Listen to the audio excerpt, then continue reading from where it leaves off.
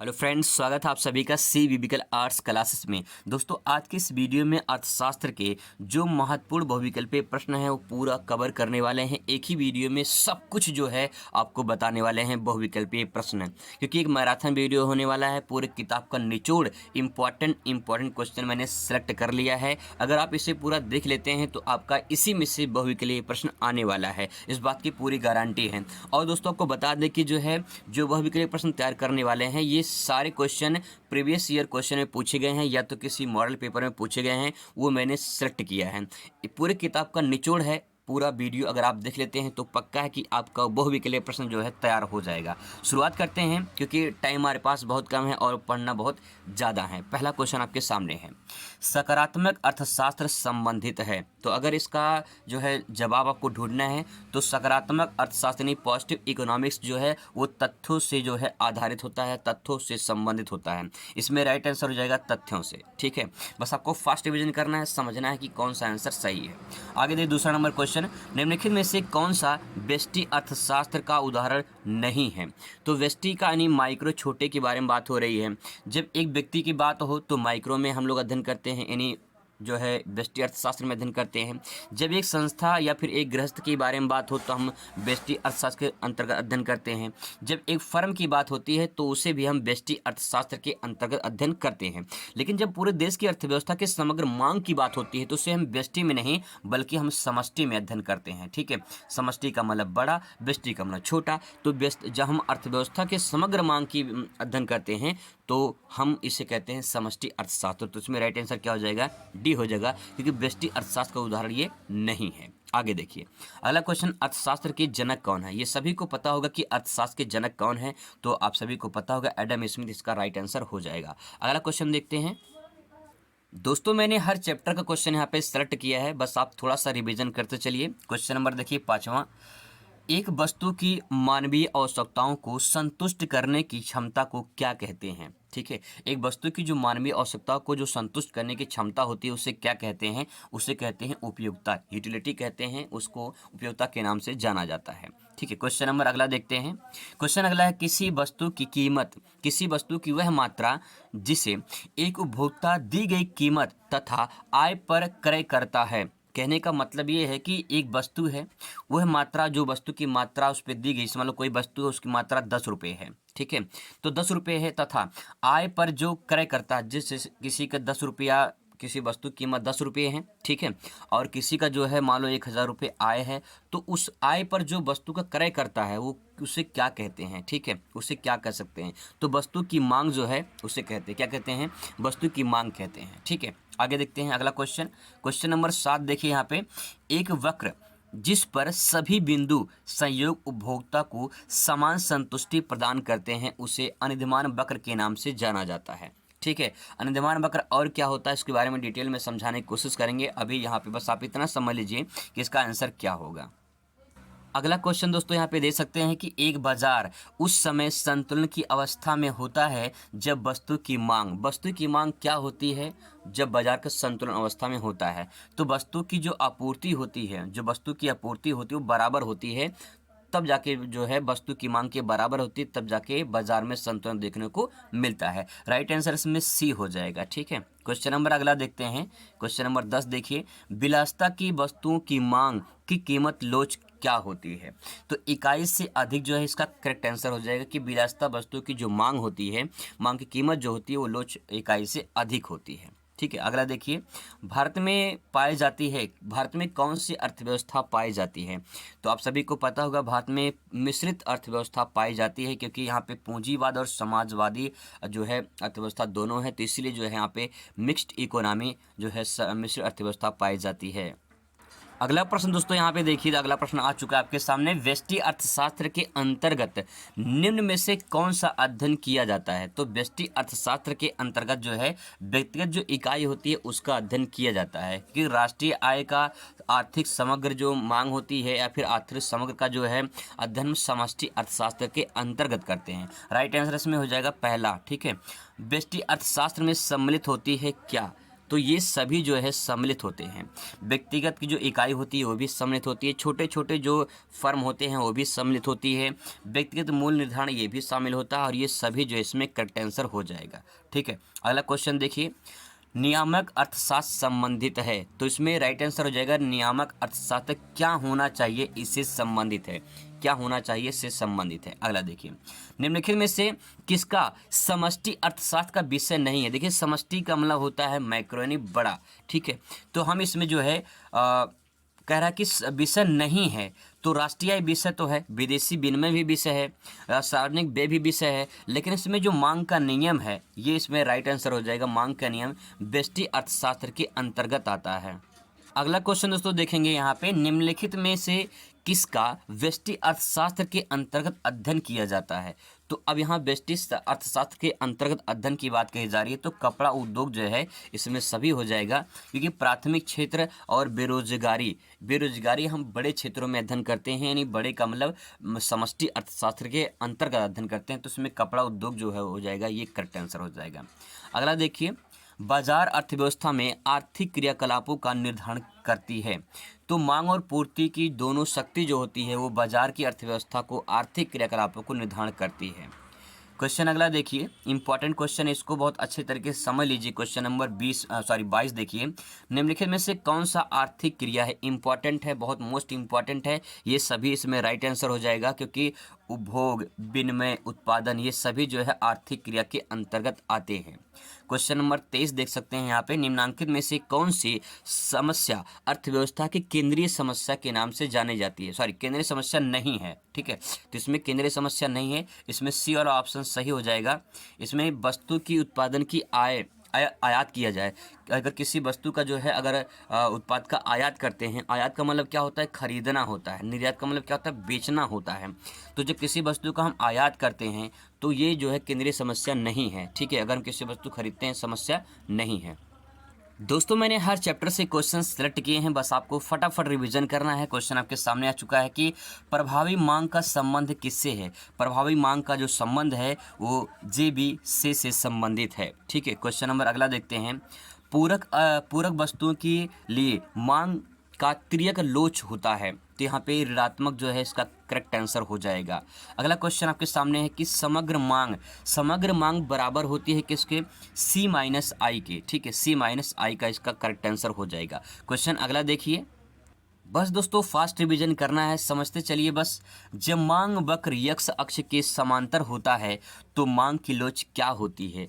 जब मांग वक्र एक्स अक्ष के समांतर होता है तो जो मांग की लोच होती है वो अनंत होती है। ठीक है, क्वेश्चन नंबर अगला देखिए, उदासीन वक्र विश्लेषण किसने प्रतिपादन किया है। तो हिग्स ने जो है उदासीनता या उदासीन वक्र का विश्लेषण प्रतिपादन किया है।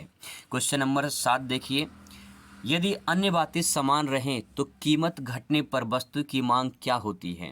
देखिए सिंपल सी बात ये, अगर कीमत घटती है तो मांग जो है वो क्या होती है, बढ़ती है, और अगर कीमत कीमत बढ़ती है तो मांग कम होती है। लेकिन यहाँ पे कीमत जो है घट रही है तो वस्तु की मांग क्या हो जाएगी, बढ़ रही है। ठीक है, बढ़ जाएगी। राइट आंसर क्या हो जाएगा, बढ़ती है। अगला सवाल दोस्तों यहाँ पे है कि अनिवार्य वस्तुओं की मांग की कीमत लोच क्या होती है। अनिवार्य वस्तु की मांग की जो कीमत लोच होती है वो इकाई 1 से कम होती है। ठीक है, 1 से कम होती है। अगला देखिए, निम्न स्तरीय वस्तुओं को क्या कहते हैं। तो निम्न स्तरीय वस्तुओं को गिफिन वस्तुओं के नाम से जाना जाता है। बाकी डिटेल में मैं आपको समझाऊंगा थ्योरी में। ठीक है, यहाँ बस आपको रिविजन करना है, फटाफट देखना है। अनधिमान वक्र होता है, अनधिमान वक्र क्या होता है, इसको अच्छे से समझने के लिए आपको लॉन्ग क्वेश्चन को एक बार देखना पड़ेगा। इसका दोस्तों राइट आंसर हो जाएगा पहला ए, मूल्य बिंदु की ओर उन्नतोदर। यहाँ पे थोड़ा मिस्टेक हो गया लिखने में, उन्नतोदर है। ठीक है, यहाँ पे इसको लिख सकते हैं उन्नतोदर। ठीक है, उन्नतोदर होता है, तो यहाँ पे पहला आंसर जो है इसका करेक्ट हो जाएगा। ठीक है, आगे देखते हैं। कह रहा है कि चाय की कीमत में वृद्धि से चीनी की मांग में क्या होगी। तो चीनी की मांग में कमी हो जाती है। अगर चाय की कीमत में वृद्धि होती है तो चीनी की मांग में जो है वो कमी हो जाती है। इसका करेक्ट आंसर हो जाएगा। अगला प्रश्न दोस्तों यहाँ पे देख लीजिए, विलासिता वस्तुओं की मांग की कीमत लोच क्या होती है। जो विलासिता वस्तुओं की कीमत की मांग की लोच होती है वो इकाई से अधिक होती है। ठीक है, आगे देखिए क्वेश्चन नंबर नेक्स्ट है यदि किसी देश के आयातों में वृद्धि हो तो घरेलू वस्तुओं और सेवाओं का मांग क्या होता है, घट जाती है। ध्यान रखेंगे, किसी देश की आयात में वृद्धि होती है तो घरेलू वस्तुओं और सेवाओं की मांग क्या होती है, घट जाती है।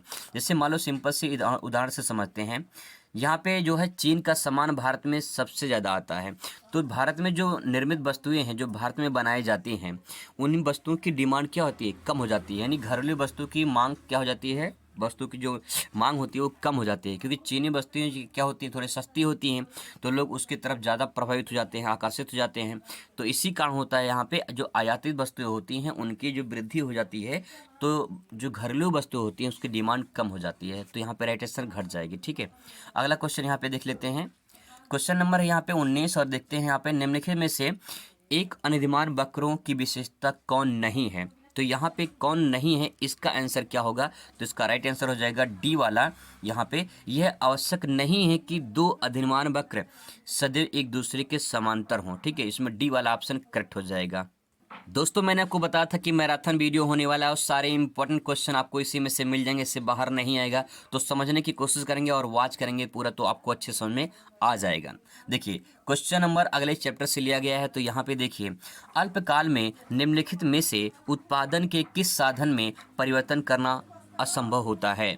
यहाँ पे जो है परिवर्तन करना असंभव हो जाता है किसमें, मशीन में। ठीक है, कच्चा माल, साहसी या फिर जो श्रमिक होते हैं इनमें आसानी से परिवर्तन किया जा सकता है, लेकिन मशीन एक बार बन जाने के बाद, तैयार हो जाने के बाद जो है उसे परिवर्तन नहीं किया जा सकता है, असंभव हो जाता है।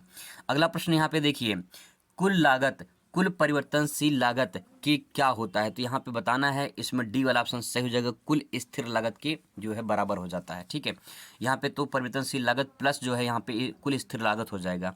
अगला है, उत्पादन का अर्थ क्या होता है। उत्पादन का अर्थ होता है उपयोगिता का सृजन करना। ठीक है, उपयोगिता का सृजन करना ही उत्पादन कहलाता है।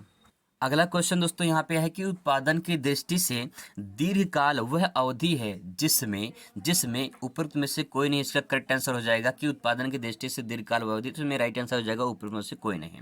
ठीक है, अगला प्रश्न देखिए, मजदूरी होती है, मजदूरी क्या होती है, स्पष्ट लागत होती है, क्योंकि मजदूरी दिखाई देती है और स्पष्ट लागत दिखाई देती है। तो यहाँ पे राइट आंसर हो जाएगा पहला।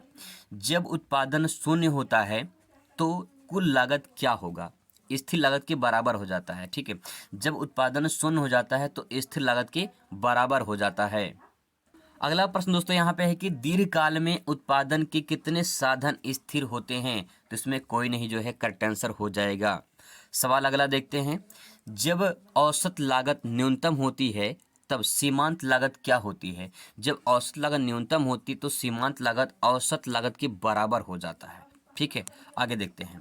क्वेश्चन नंबर नेक्स्ट है, जब सीमांत उत्पादन शून्य होता है। थोड़ा कंफ्यूजन वाला है, थोड़ा ध्यान समझने की कोशिश करेंगे। सीमांत उत्पादन शून्य होता है तो कुल उत्पादन अधिकतम हो जाता है। ठीक है, कुल उत्पादन क्या होता है, अधिकतम हो जाता है। अगला प्रश्न है, निम्नलिखित में से उत्पादन बंद होने पर कौन सी लागत शून्य नहीं होती है। तो उसमें राइट आंसर हो जाएगा स्थिर लागत जो है वो शून्य नहीं होती है। नेक्स्ट प्रश्न आपके सामने है कि निम्नलिखित में से उत्पादन की सक्रिय साधन कौन सा है। तो श्रम जो है वो एक्टिव है, एक्टिव रिसोर्स है, एक्टिव संसाधन है। ठीक है, अगला देखते हैं क्वेश्चन नंबर 32, निम्न में से कौन सा स्थिर लागत को व्यक्त करता है। तो स्थिर जो लागत है वो स्थिर पूंजी पर ब्याज जो है उसको व्यक्त करता है।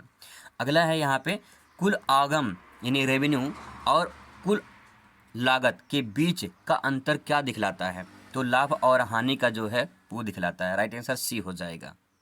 अगले चैप्टर से अगले इंपॉर्टेंट क्वेश्चन यहाँ पे देख लीजिए, पूर्ण प्रतियोगिता के अंतर्गत होता है। अथवा करके इसी सवाल को पूछ लेगा आपसे कि पूर्ण प्रतियोगिता में एक फर्म की AR बराबर होता है MR। ठीक है, AR बराबर क्या होता है, MR होता है। इसके बारे में डिटेल में आपको लॉन्ग क्वेश्चन में बताएंगे। अगला क्वेश्चन है, एक पूर्ण प्रतिस्पर्धात्मक बाजार में किसी वस्तु की कीमत कौन निर्धारण करता है। तो एक उद्योग जो है निर्धारण करता है। ठीक है, फास्ट रिवीजन करना है क्योंकि अभी बहुत सारे क्वेश्चन हमें प्रैक्टिस करने हैं। निम्न में से कौन सी एक फर्म न्यूनतम लागत फर्म होती है। तो पूर्ण प्रतियोगिता फर्म जो है वो न्यूनतम लागत फर्म होती है।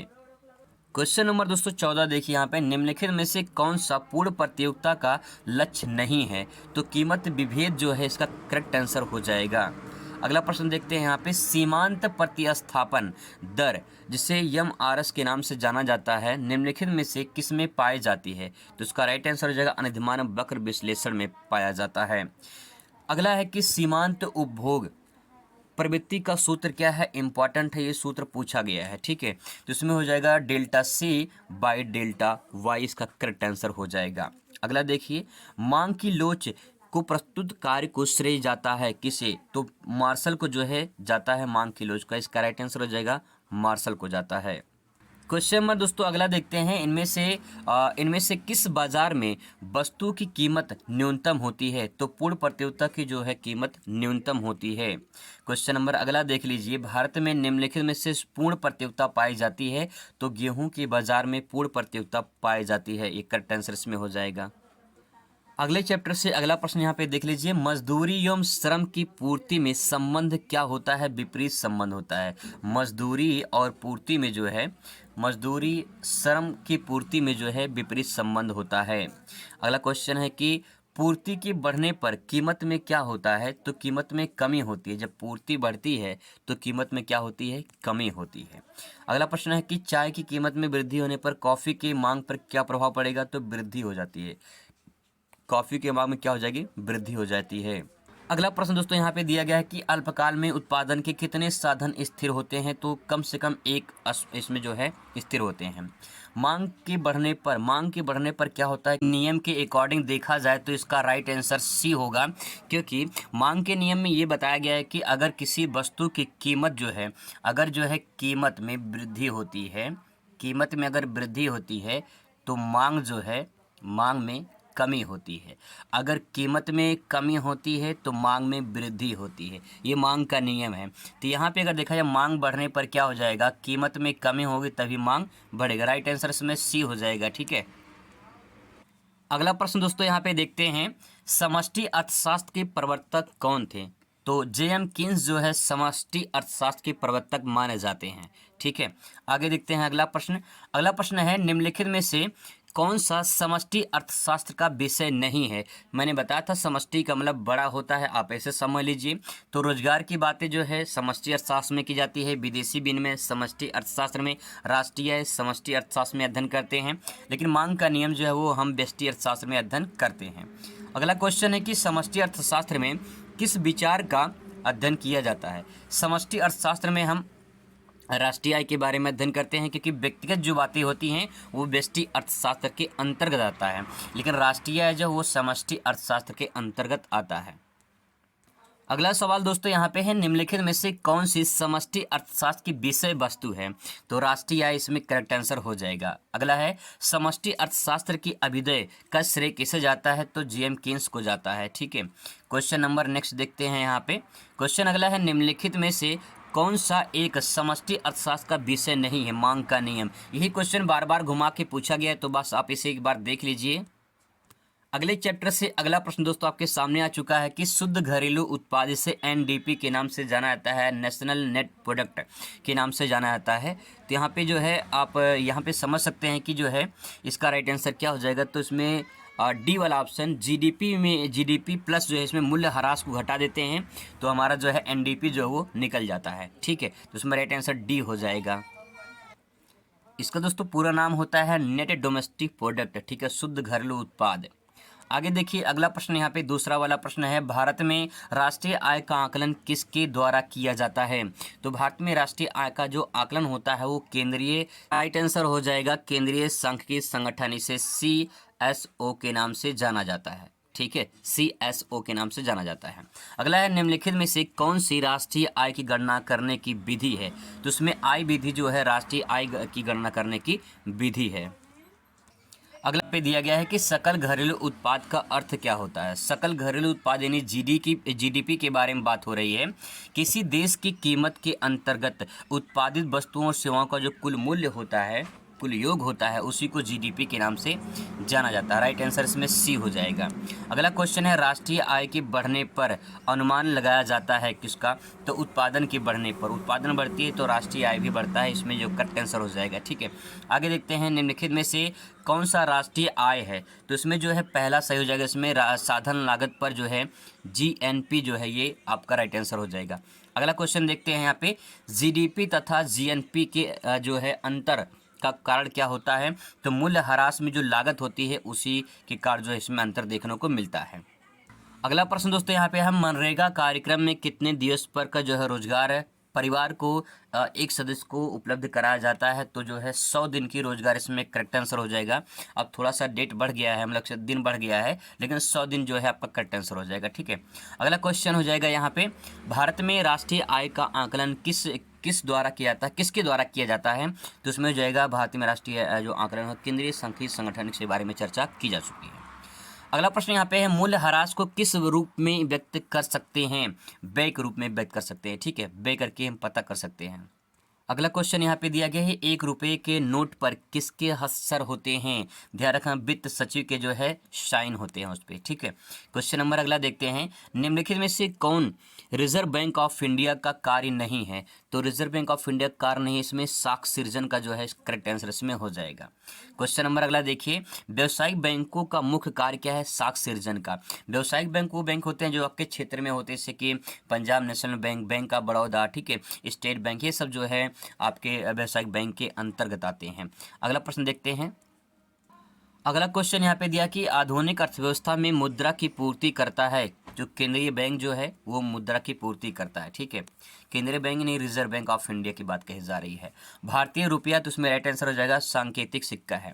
भारतीय रिजर्व बैंक की स्थापना इंपॉर्टेंट है, इसको देख लीजिए अच्छे से कि भारतीय रिजर्व बैंक की स्थापना जो है कब की गई थी, तो 1935 में जो है आरबीआई की स्थापना की गई थी। इसके बाद पूछा कि भारतीय रिजर्व बैंक यानी आरबीआई का राष्ट्रीयकरण कब किया गया था, ये भी क्वेश्चन इंपॉर्टेंट है कि राष्ट्रीयकरण कब किया गया था, तो 1949। ठीक है, 1949 यानी 1949 में इसकी जो है राष्ट्रीयकरण कर दिया गया। अगला सवाल दोस्तों यहाँ पे है कि भारत में मुद्रा व साख पर नियंत्रण कौन करता है, तो भारतीय रिजर्व बैंक जो है मुद्रा और साख पर नियंत्रण करता है। साख मतलब क्रेडिट नहीं, ऋण की बात कही जा रही है यहाँ पे। अगला है कि मौद्रिक अधिकार अथवा सरकार द्वारा जारी मुद्रा जिसे लेने से कोई इनकार नहीं कर सकता है वो क्या कहलाती है, तो इसे कहते हैं वैध मुद्रा या विधिग्राह कहा जाता है। ठीक है, आगे देखते हैं क्वेश्चन नंबर अगला देखिए केंद्रीय बैंक को बैंक की नीति क्या कहलाती है, तो मौद्रिक नीति जो है केंद्रीय बैंक की नीति जो है मौद्रिक नीति के नाम से जानी जाती है। अगला है कि भारत सरकार ने नवंबर 2016 को किन किन नोटों को विमुद्रीकरण किया था, यानी बंद कर दिया था। 2016 में नोटबंदी हुई थी, तो हाँ 500 रुपये का जो है हजार रुपये का नोट जो वो बंद कर दिया गया था। अगला सवाल यहाँ पे है कि किसने कहा था वह मुद्रा है जो मुद्रा का कार्य करती है, ये किसने कहा था, तो वाकर ने कहा था। ठीक है, अगला प्रश्न देखते हैं यहाँ पे वर्तमान में भारत में कितने जो है राष्ट्रीयकृत बैंक हैं, तो इसका राइट आंसर 12 हो जाएगा।